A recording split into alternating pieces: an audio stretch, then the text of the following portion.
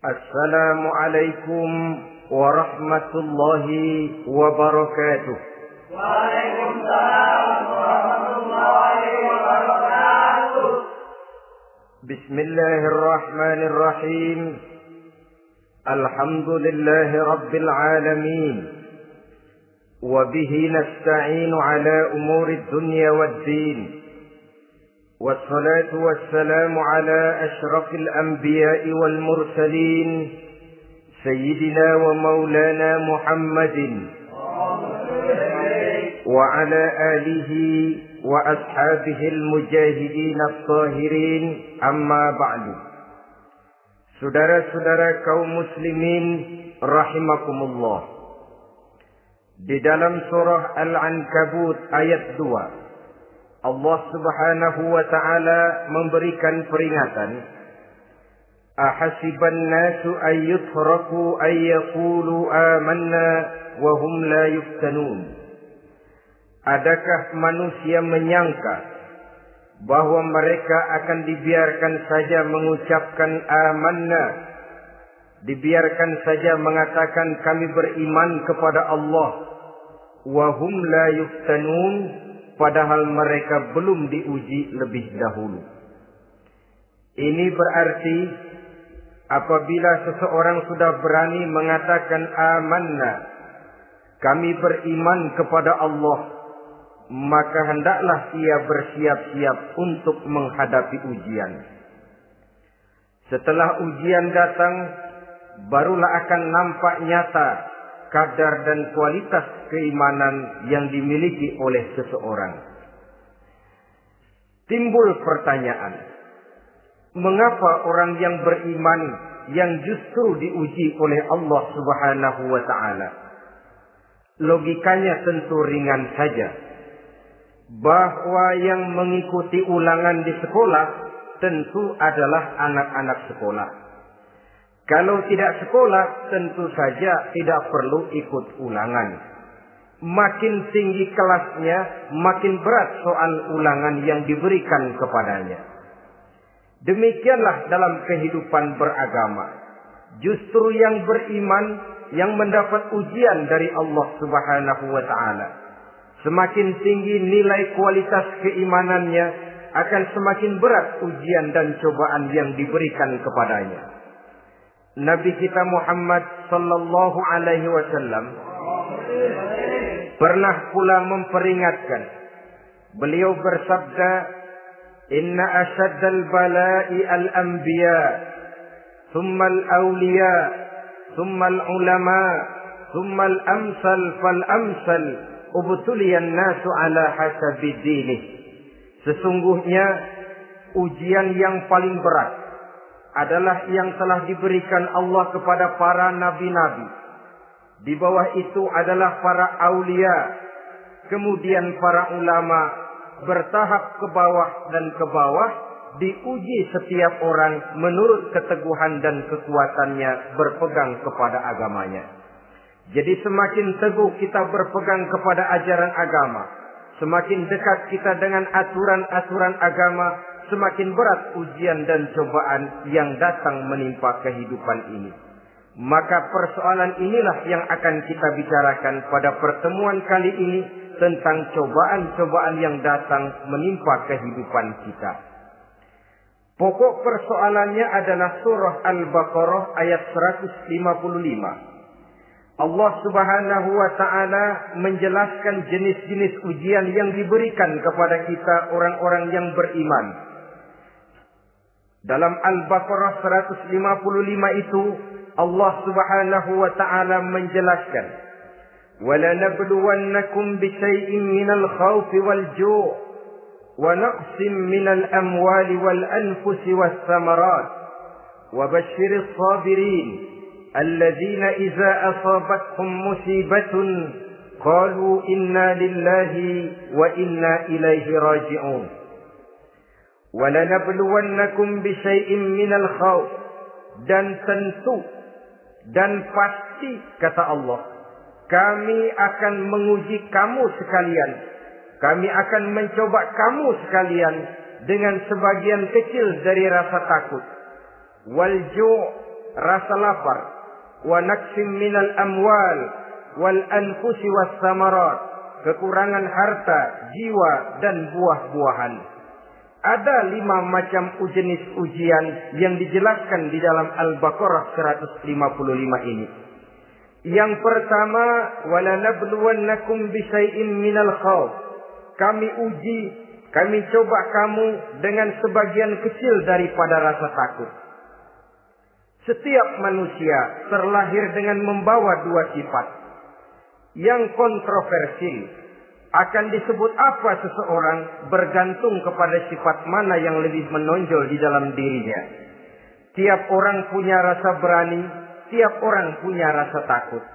Kalau beraninya lebih besar daripada takutnya, ia dinamakan pemberani. Tapi kalau takutnya yang lebih besar daripada beraninya, ia dinamakan penakut. Tapi yang jelas 2 sifat kontroversial ini memang ada dalam diri manusia. Akan diuji kamu sekalian dengan sebagian kecil daripada rasa takut. Takut yang kadang-kadang tidak beralasan.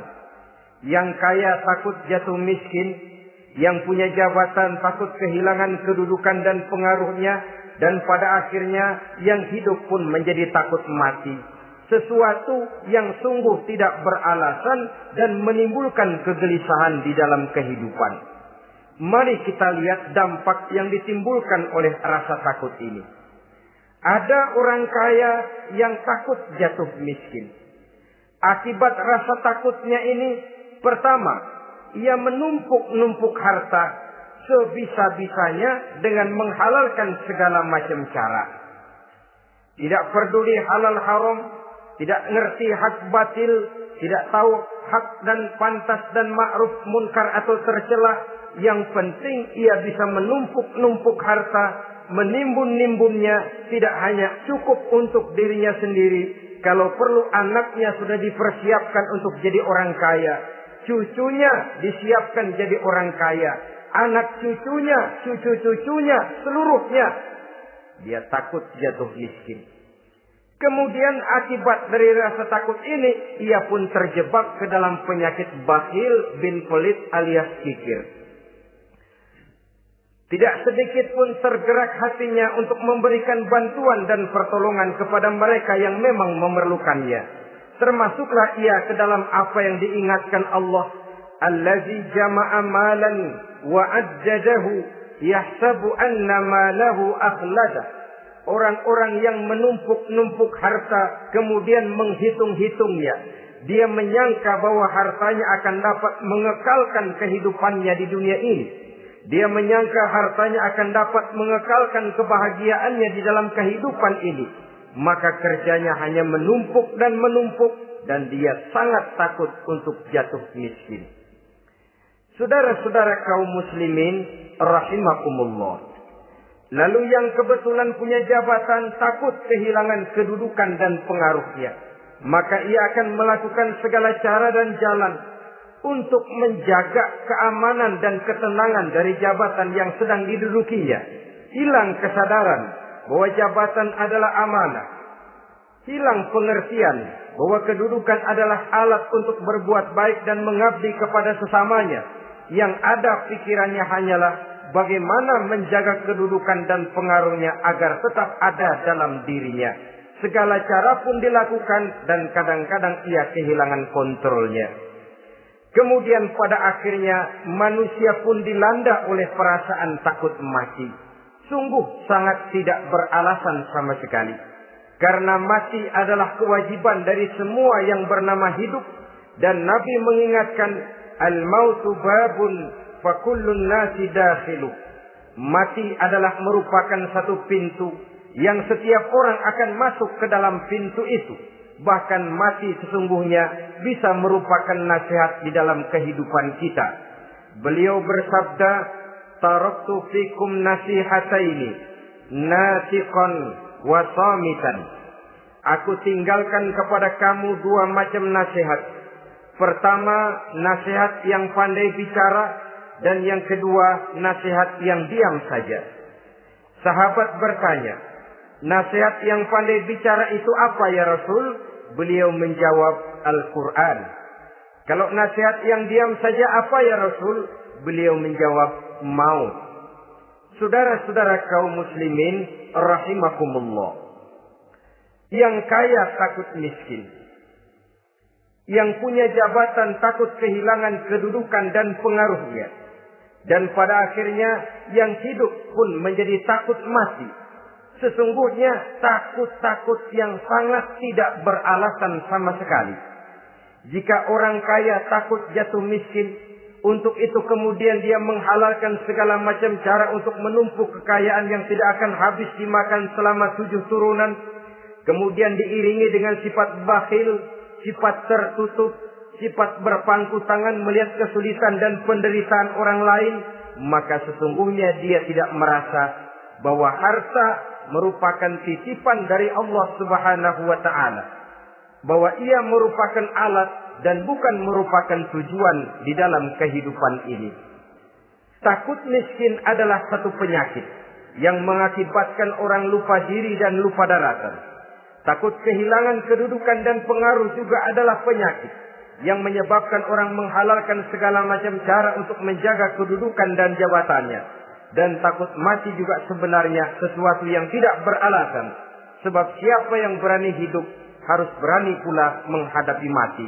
Yang takut mati tidak usah hidup saja. Karena mati adalah kewajiban bagi semua orang-orang yang hidup. Oleh karenanya, rasa takut yang tidak beralasan sesungguhnya merupakan ujian untuk menguji nilai-nilai keimanan yang ada di dalam diri kita. Orang kaya diuji dengan hartanya, pejabat diuji dengan kedudukan dan pengaruhnya, manusia hidup diuji dengan akan datangnya mati yang menjemput kehidupannya.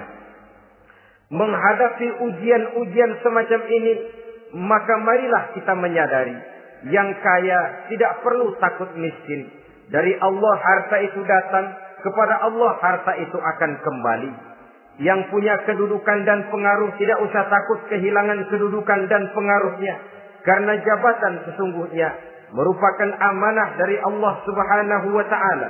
Yang harus digunakan dan dianggap sebagai kesempatan untuk berbuat kebajikan sebanyak-banyaknya. Saudara-saudara kaum muslimin rahimakumullah. Ini bagian pertama dari ujian-ujian yang ada dalam Al-Baqarah 155. وَلَنَبْلُوَنَّكُمْ بِشَيْءٍ مِّنَ الْخَوْفِ. Kami akan uji, kami akan coba kamu dengan sebagian kecil daripada rasa takut. Takut yang kadang-kadang saya katakan sekali lagi sangat tidak beralasan. Akibatnya bisa menimbulkan gejala-gejala yang aneh di dalam kehidupan kita. Saudara-saudara, yang kedua, walju, akan kami uji kamu dengan rasa lapar. Kelaparan belum tentu identik dengan kemiskinan. Bahkan di dalam surah An-Nahl ayat 112, Allah Subhanahu wa ta'ala memberikan contoh yang sangat nyata dan jelas. وَضَرَبَ اللَّهُ مَثَلًا قَرْيَةً كَانَتْ آمِنَةً مُطْمَئِنَّةً يَأْتِيهَا رِزْقُهَا رَغَدًا مِنْ كُلِّ مَكَانٍ فَكَفَرَتْ بِأَنْعُمِ اللَّهِ فَأَذَاقَهَا اللَّهُ لِبَاسَ الْجُوعِ وَالْخَوْفِ بِمَا كَانُوا يَصْنَعُونَ. Allah memberikan contoh bagaimana keadaan satu negeri yang makmur, aman, tenang, tentram. Rezekinya datang dari segala arah.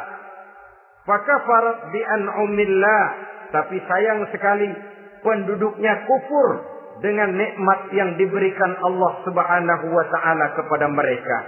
Akibatnya fa'azaqahallahu libasal ju'i wal khauf. Allah timpakan kepada mereka kelaparan dan ketakutan bima kanu yasnaun, sebagai akibat dari apa yang telah mereka lakukan. Marilah kita melihat contoh dalam Al-Quran ini untuk mengadakan introspeksi di dalam diri dan kehidupan kita masing-masing. Adalah satu keberuntungan bahwa kita sebagai manusia dijadikan Allah sebagai khalifahnya di permukaan bumi ini, yang ditugaskan untuk membudidayakan alam, mengelola dan mengambil manfaatnya bagi sebesar-besar manfaat di dalam kehidupan kita.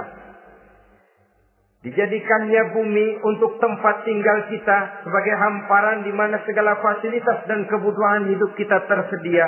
Tinggal lagi kita pandai-pandai mengelolanya. Apalagi buat kita Muslim yang tinggal di persada Nusantara tercinta Indonesia ini.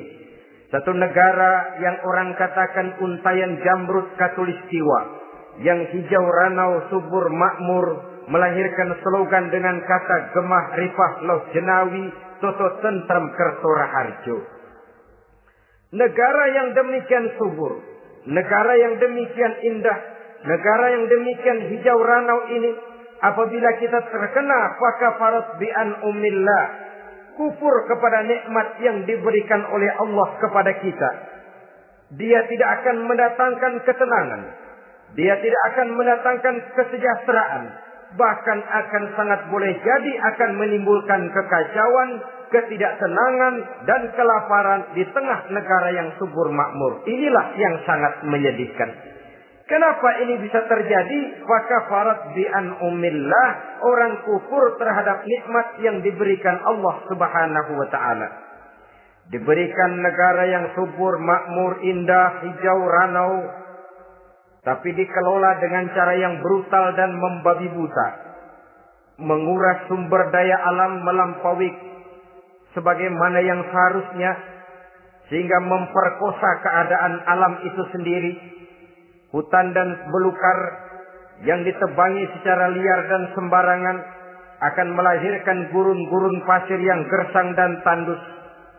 Sehingga dengan demikian maka akan mengakibatkan malapetaka bagi kehidupan manusia itu sendiri. Begitu juga percobaan-percobaan ilmu pengetahuan yang mengundang dan mengandung reaktor-reaktor nuklir akan memberikan luka kepada alam itu sendiri, yang mengakibatkan akan kembali kerugian kepada makhluk bernama manusia. Saudara-saudara kaum muslimin rahimakumullah.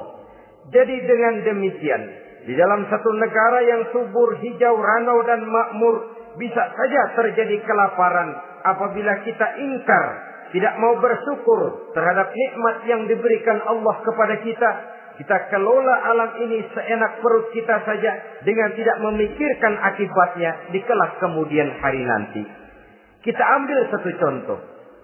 Orang-orang tua kita dulu pada umur 60 tahun, 70 tahun, kalau dia menanam kelapa, orang lalu bertanya, kakek nanam kelapa untuk siapa nanti?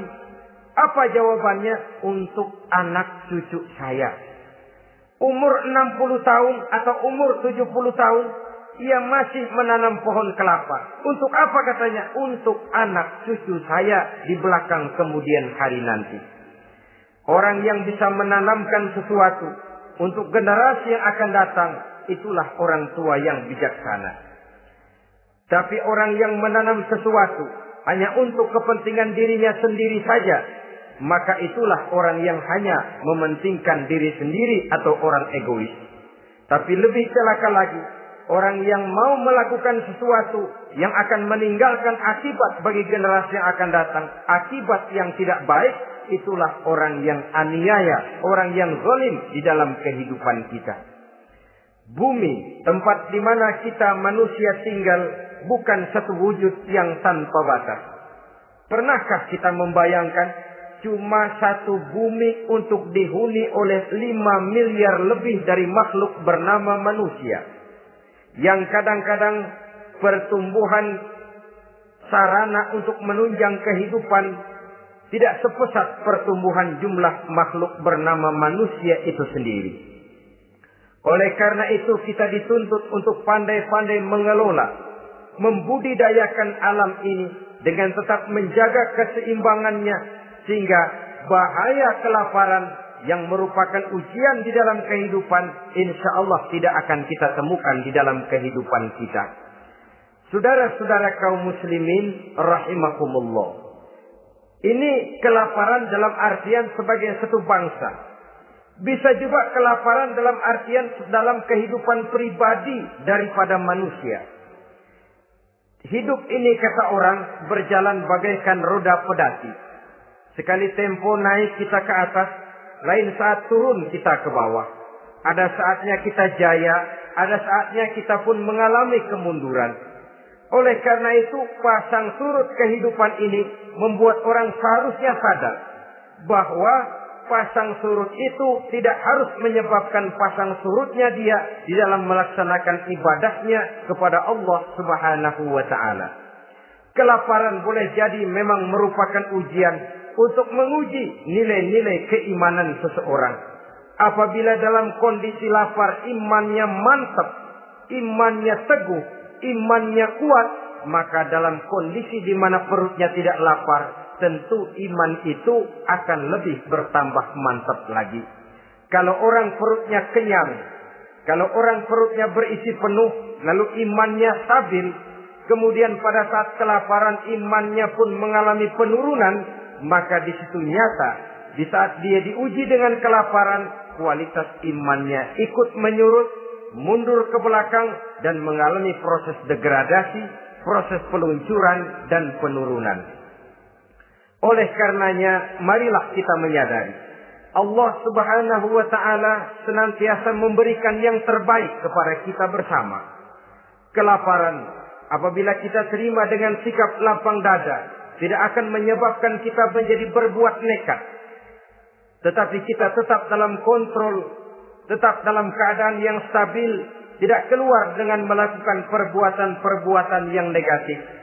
Bagaimanapun kita ingin membela dan mempertahankan kelangsungan hidup, betapa dan bagaimanapun kita ingin menjaga kelangsungan perut, namun kita tetap tidak keluar dari norma-norma dan kaedah-kaedah yang telah ditentukan di dalam kehidupan beragama.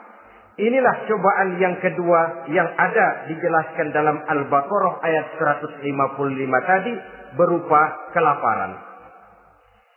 Yang ketiga, wa naqsim minal amwal, kekurangan harta alias kemiskinan. Kemiskinan, saudara-saudara, merupakan ujian dari Allah Subhanahu wa Ta'ala untuk menguji sejauh mana kekuatan iman yang kita miliki di dalam kehidupan. Tetapi sesungguhnya bukan hanya kemiskinan, kekayaan pun pada hakikatnya juga merupakan ujian. Namun umumnya manusia akan lebih merasa diuji jikalau dia miskin daripada diuji jikalau dia menjadi orang yang kaya. Pada sisi lain kenyataan mengatakan banyak orang lulus ketika diuji dengan kemiskinan, tetapi gagal berantakan setelah diuji dengan kekayaan. Kemiskinan pun apabila kita lihat dari segi kehidupan bermacam bentuknya. Ada kemiskinan di bidang ilmu pengetahuan. Karena kemiskinan dan kebodohan memang merupakan dua saudara yang seakan-akan sekandung. Yang satu bisa menimbulkan yang lain, tapi paling celaka kalau keduanya sudah berjalan beriringan. Maksud saya, kemiskinan bisa menimbulkan kebodohan, kebodohan bisa menimbulkan kemiskinan, tapi yang paling celaka sudahlah miskin, bodoh pula. Miskin ilmu. Yang kedua, miskin akhlak. Ini lebih parah lagi daripada miskin ilmu. Kalau miskin ilmu orang sekedar goblok bin bodoh alias tolol, maka miskin akhlak ini menyebabkan orang kurang ajar, tidak punya budi pekerti. Sehingga dengan demikian miskin akhlak sesungguhnya lebih bahaya daripada miskin ilmu. Adapun miskin yang kita kenal pada umumnya dan juga yang dimaksud dalam ayat ini adalah miskin harta. Imam Ali karramallahu wajhah pernah memberikan peringatan. Kadal faqru ayyakuna kufran. Boleh jadi kemiskinan mendekatkan orang kepada kekufuran. Dengan kata lain, biasanya kemiskinan bisa membuat orang nekat.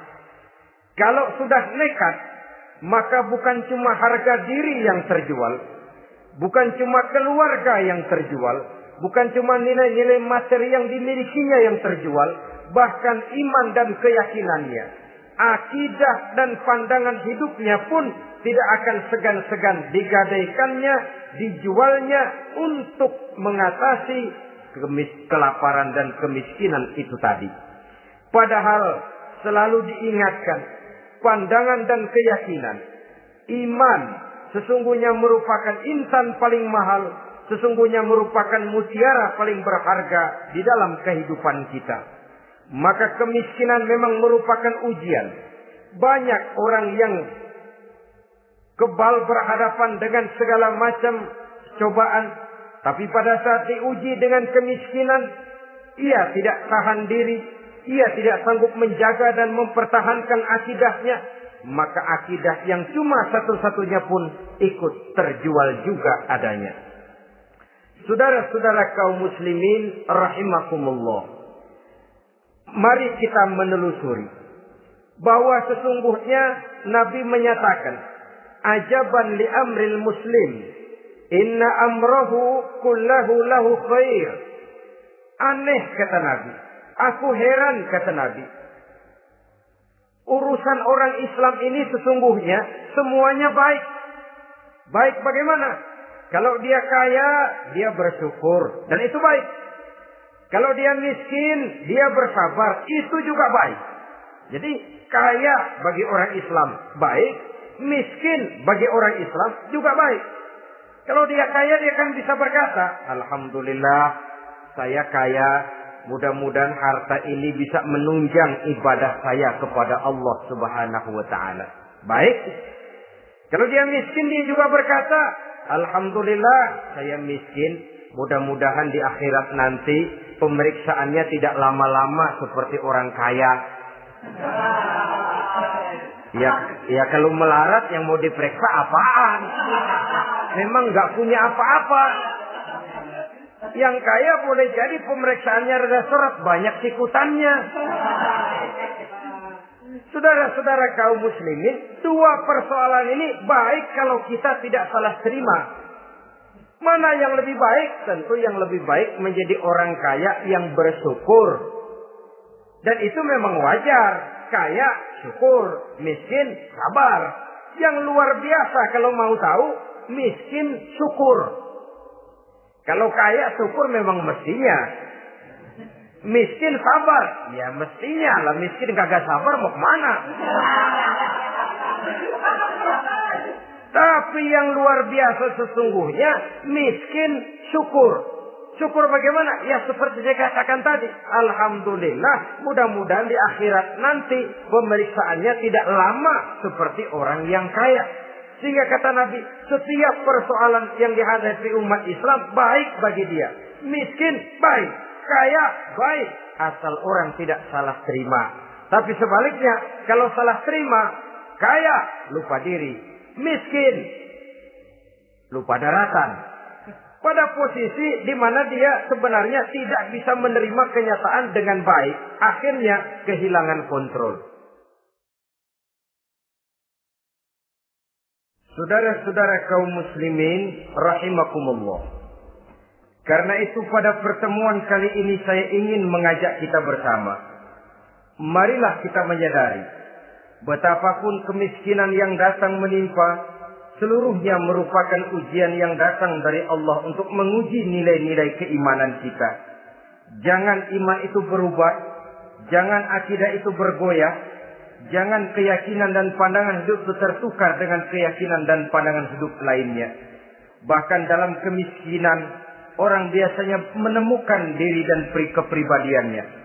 Dalam kemiskinan, orang bisa berjalan lebih lurus untuk mendekati Allah Subhanahu wa taala. Sesungguhnya kemiskinan bukan merupakan sesuatu yang harus kita takuti. Apalagi kalau ia memang merupakan ujian. Kemiskinan yang merupakan ujian adalah kemiskinan yang akan berakhir dengan kebaikan. Saudara-saudara kaum muslimin, tapi jangan lupa membicarakan pokok persoalannya. Ini kalau kemiskinan menimpa orang-orang yang beriman, itu yang ujian. Kalau nggak beriman, melarat, bukan ujian, persekot.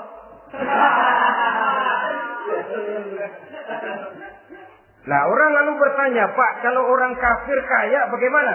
Nah, begini saudara-saudara.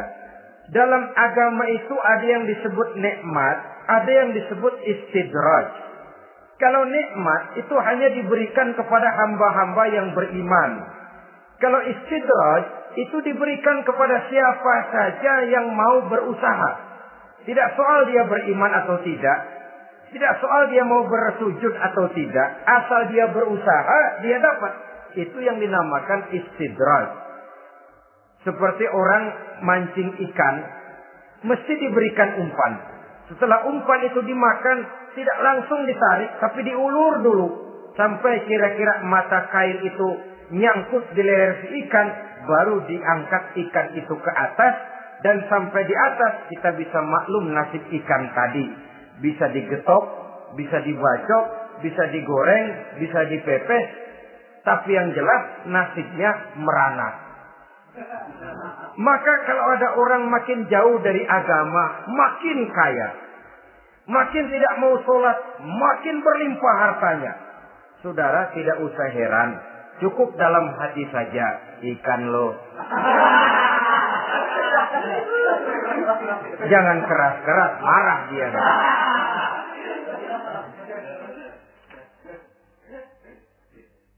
Kemiskinan apabila didasari dengan sikap keimanan merupakan ujian untuk menguji kualitas keimanan seseorang. Bahkan satu hadis menyatakan apabila Allah mencintai seorang hamba, maka diujinya hamba itu karena Allah ingin mendengar liyasma'a tadarru'ahu, ingin mendengar ratapan orang tadi. Sama juga kita, kadang-kadang karena cinta benar kepada anak kita yang mungil, suatu saat kita ingin mendengar dia nangis, kita cubit dia. Bukan karena gemes, bukan karena benci, ingin mendengar nangisnya kok indah begitu. Saudara-saudara kaum muslimin rahimakumullah. Jadi jangan sampai ada pertanyaan, saya kan sembahyang rajin banget, kenapa miskin ya? Apabila sekali lagi didasari dengan sikap keimanan, maka kemiskinan merupakan ujian. Dan tentu anak sekolah itu kalau lagi ujian berat, capek, sakit hati, peras keringat, banting tulang, kepanasan, kehujanan, kenikmatan baru akan dia rasakan pada saat terima rapot pengumuman kenaikan kelas. Di situ kenikmatannya terasa. Demikian menghadapi ujian, kita cuma mengeluh. Kenapa ada rasa takut? Kenapa kelaparan? Kenapa kemiskinan? Di balik semua itu, apabila kita sudah merasakan naik kelas, akan terasalah kenikmatannya. Itu ujian yang ketiga. Yang keempat yang diceritakan dalam Al-Baqarah 155, wal anfus ay wa naqsim minal anfus, kekurangan jiwa atau kematian. Saudara-saudara, yang hidup takut mati. Padahal semua makhluk hidup harus berani mati. Bagaimanapun takutnya kita kepada mati, bisakah kita menghindarkan diri dari dia? Bagaimanapun kita tidak ingin bertemu malaikat maut, kemana kita akan lari bila dia datang mengetuk pintu? Bagaimanapun kita ingin menghindar dari pertemuan dengannya, kemana kita akan lari apabila dia sudah datang hendak menjemput nyawa? Karena itu memang ada satu prinsip yang dijelaskan oleh para ulama kita, iskariman au mut syahidan. Mati dan hidup dua hal yang tidak terpisahkan. Oleh karenanya, kalau memang hidup, hiduplah secara mulia. Kalau mati, matilah secara syahid. Hidup mulia atau mati syahid. Jangan terbalik. Hidup sia-sia, mati konyol. Nilai yang tidak ada artinya. Alangkah nikmatnya hidup yang berisi kemuliaan, dan alangkah indahnya mati dalam nilai syahid. Saya ingin menyegarkan ingatan saudara-saudara kepada sikap Nabi Allah Ismail alaihi salam ketika menghadapi keputusan dari Allah Subhanahu wa taala memerintahkan Nabi Ibrahim alaihissalam untuk menyembelih leher anaknya Ismail, yang ini berarti adalah kematian. Ketika datang perintah untuk menyembelih leher Nabi Ismail, Nabi Ibrahim berkata kepada putranya, "Ya bunayya inni ara fil manami anni azbahuka fanzur maza tara."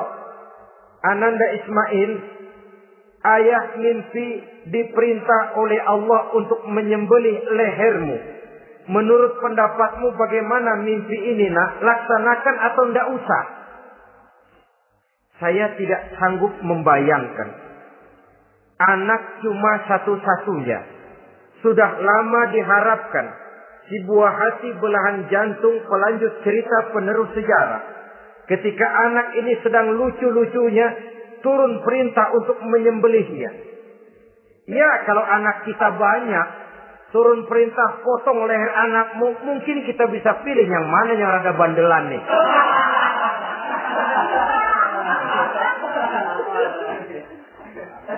Tapi ini anak cuma satu-satunya. Lucu, sudah lama diharapkan. Dan memang itu juga merupakan ujian kepada Nabi Allah Ibrahim. Seolah-olah Allah berkata, "Hai Ibrahim, dahulu sebelum kau punya anak, kau memang cinta kepadaku.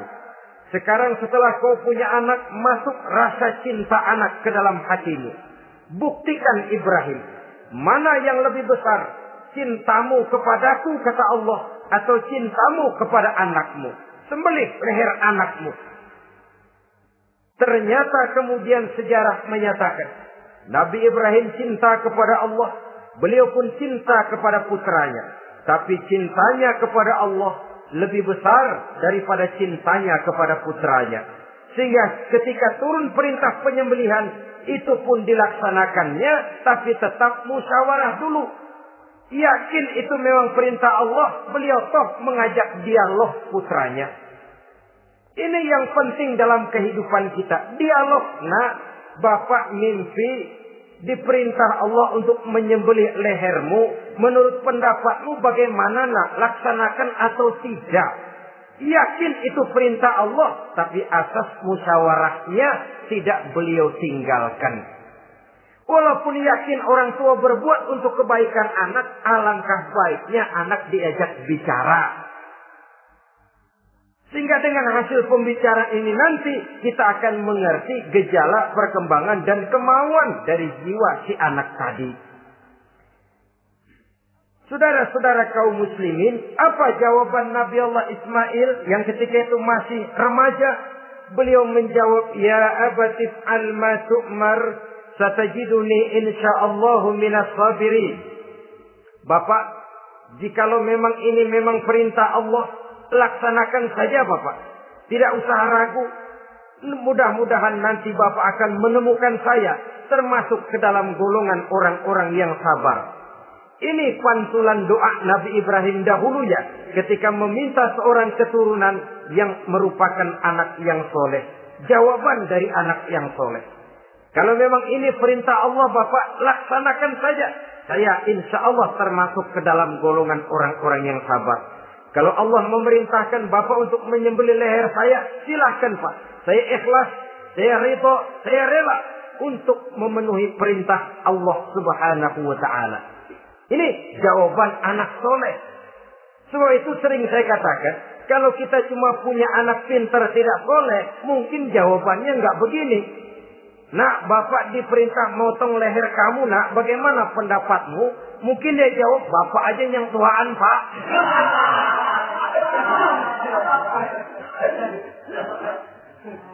Saudara-saudara kaum muslimin rahimakumullah.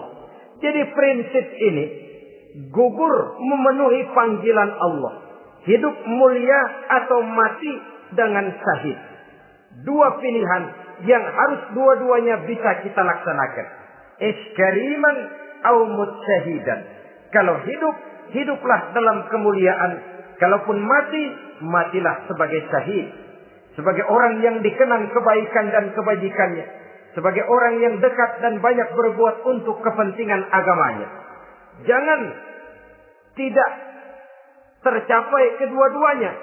Hidup tidak punya nilai, mati pun tidak punya arti. Sia-sia semuanya. Kita masih hidup, orang anggap enggak ada. Dalam istilah tauhid disebut wujuduhu ka'adamihi. Adanya sama dengan tidak adanya. Dia sih ada apa enggak ada, sama gitu-gitu juga. Alangkah ruginya kalau ada kita dianggap sama dengan tidak ada. Apalagi kalau kita sudah tidak ada, ya tidak ada beneran. Iskariman au mutsyahidan. Hiduplah mulia atau matilah sebagai syahid. Saudara-saudara kaum muslimin rahimakumullah. Mati sesungguhnya juga merupakan ujian. Untuk menguji sejauh mana persiapan yang sudah kita lakukan di dalam kehidupan ini untuk menyambut. Dan tidak cuma sekedar untuk menyambut, tapi juga untuk mengarungi kehidupan sesudah kematian itu sendiri. Sebab kematian bukan akhir dari segalanya. Kematian cuma satu pintu di mana kita akan masuk dan akan berjalan kembali menelusuri fase-fase kehidupan yang telah ditentukan oleh Allah Subhanahu wa taala.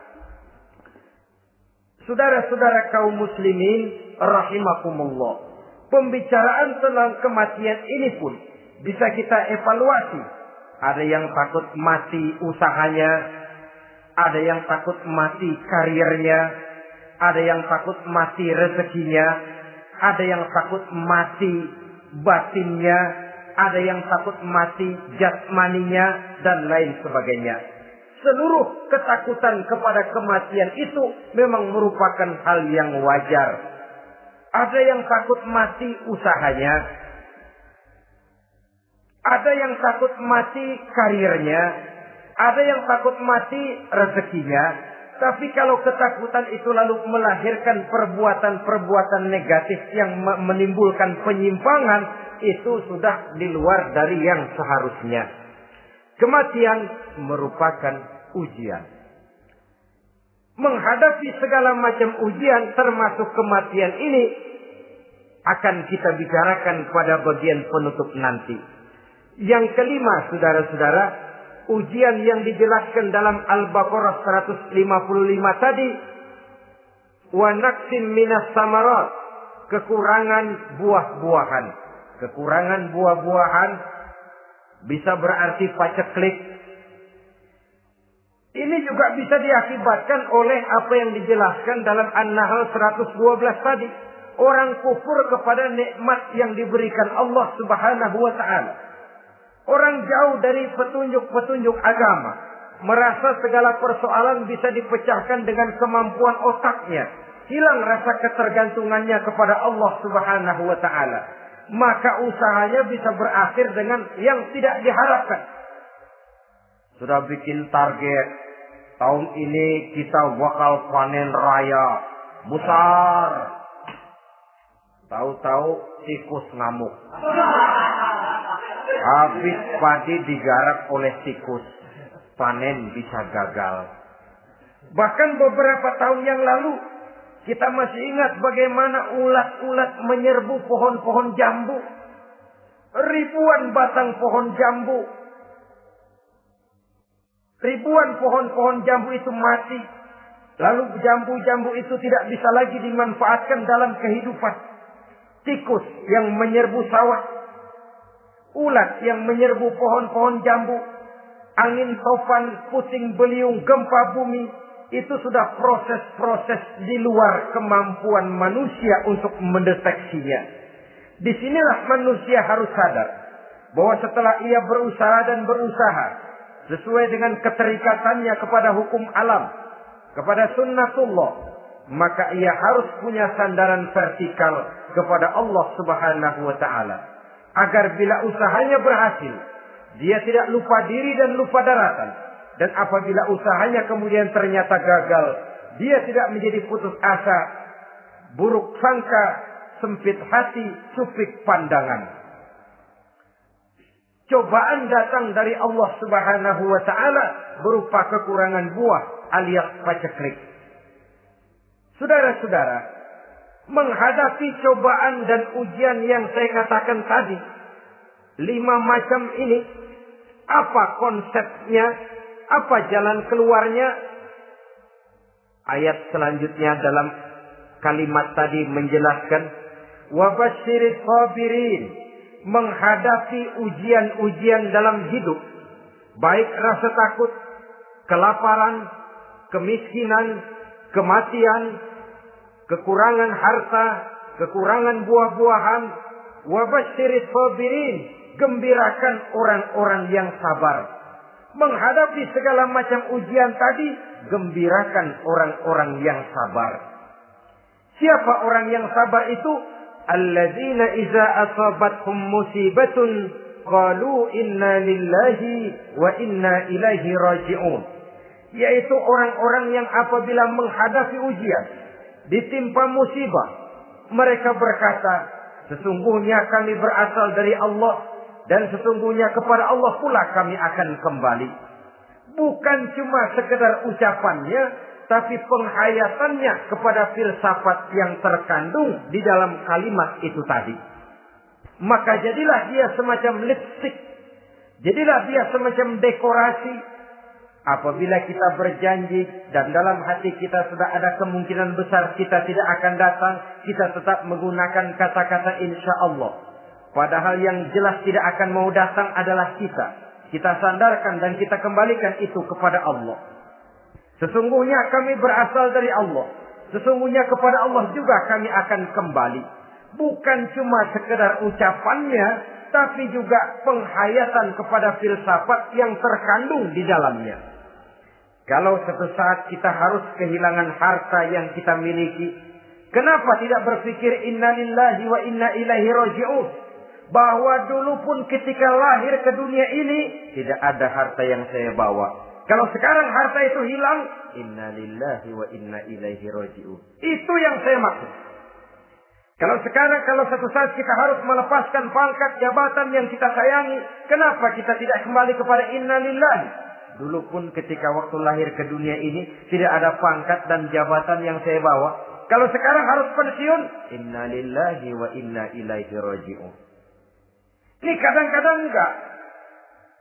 Dengar mau mutasi, mau pensiun, mulutnya inna lillahi, tapi gerbek-gerbek dukun diusut.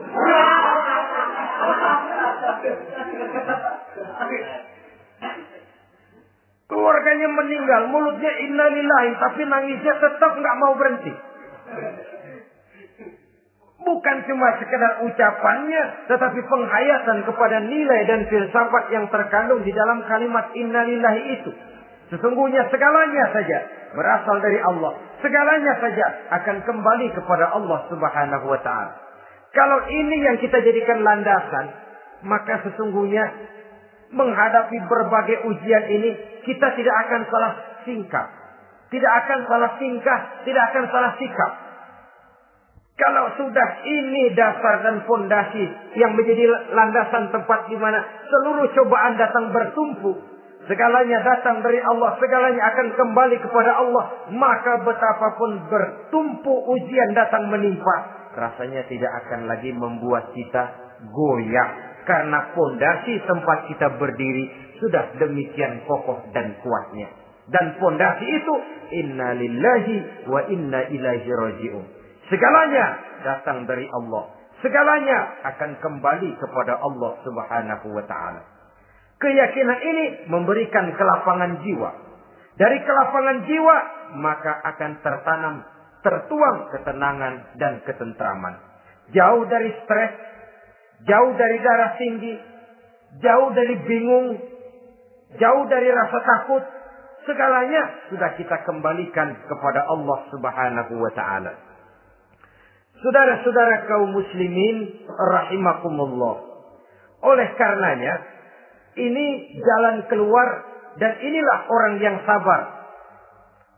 Yaitu orang yang mengembalikan segala persoalan bahwa segalanya datang dari Allah, segalanya akan kembali kepada Allah. Bukan sabar dalam pengertian kita sehari-hari. Sabar, maaf ya, dalam pengertian kita sehari-hari biasanya orang yang sabar yang gak banyak tingkah. Diam, gak salah apa-apa, kepala dikelepak. Diam aja. Ente nggak salah apa-apa dikelepak diem ya. Gue lagi sabar, diem loh. Rasanya ini sih, kalau sabar macam ini yang kita punya, boleh jadi kita akan tertindas terus. Sebab itu, pada penghujung surah Al-Asr, Allah menggandengkan antara tawasau bil haq dengan tawasau bis sabr. Kebenaran dan kesabaran, dua hal yang memang tidak boleh terpisahkan satu dengan yang lain. Kalau kita benar, kita harus sabar. Kalau kita mau sabar, harus karena benar. Apabila kebenaran satu prinsip, maka kesabaran adalah satu strategi. Prinsip yang tanpa strategi bisa membuat kita tidak akan mencapai tujuan yang kita harapkan. Artinya, kebenaran tanpa kesabaran membuat kita mudah dipatahkan orang, tapi kesabaran tanpa kebenaran akan membuat kita diinjak terus oleh orang lain. Karena itu, kalau yakin kita benar, harus sabar. Kalau mau bersabar, harus karena benar. Dalam hal ini, sifat sabar yang dicontohkan oleh Rasulullah Sallallahu Alaihi Wasallam sungguh memang merupakan jadi panutan. Sepanjang persoalannya adalah persoalan pribadi. Sepanjang pribadi beliau yang dihina, sepanjang pribadi beliau yang dicaci maki, beliau biasanya bisa mengendalikan diri. Tapi kalau sudah agama masalahnya, maka beliau pun tidak segan-segan mencabut pedang, maju ke medan perang. Bukan untuk memaksakan agama dan keyakinan, karena agama dan keyakinan memang tidak bisa dipaksakan. Tapi untuk menjaga, membela dan mempertahankan agama dari hinaan, cemoohan dan caci maki orang lain. Yang kita lakukan sebaliknya. Kalau pribadi kita yang dihina, marahnya 17 langit. Tapi kalau sudah agama dicaci maki orang, agama dihina orang, agama diremehkan orang, biarin dah, masih banyak ustaz. Cuma masalah ustadkah agama itu? Cuma urusan kiaikah agama itu? Tidak. Agama itu urusan setiap pribadi muslim. Ya, dia jadi pengusaha. Ya, dia jadi pejabat. Ya, dia jadi seniman. Ya, dia jadi teknokrat. Ya, dia jadi ekonom. Ya, dia jadi pakar di berbagai bidang. Agama adalah masalah setiap kita. Kalau pribadi Nabi yang dicaci, pribadi yang dihina dan dicemoohkan orang, beliau mengendalikan diri. Tapi kalau sudah agama taruhannya, beliau tidak segan-segan cabut pedang, maju ke medan perang. Sabar, tapi pada tempatnya. Sabar tidak dalam artian diam, delohom, ayem-ayem, gelenggem, menunggu embun yang turun dari langit. Emang lagi lapar, sabar aja. Gak usah makan, nanti juga waktunya Tuhan kasih kenyang-kenyang. Kalau sabar macam ini yang kita pakai, lapar terus dah. Emang giliran sakit, sabar aja. Gak usah berobat, nanti juga waktunya baik, sembuh. Mati terus dah.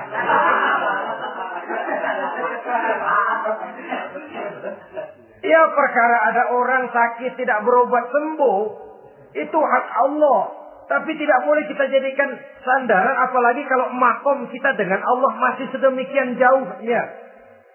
Itu hanya ucapan dari orang-orang yang makom dia dengan Allah itu sudah tidak ada jarak.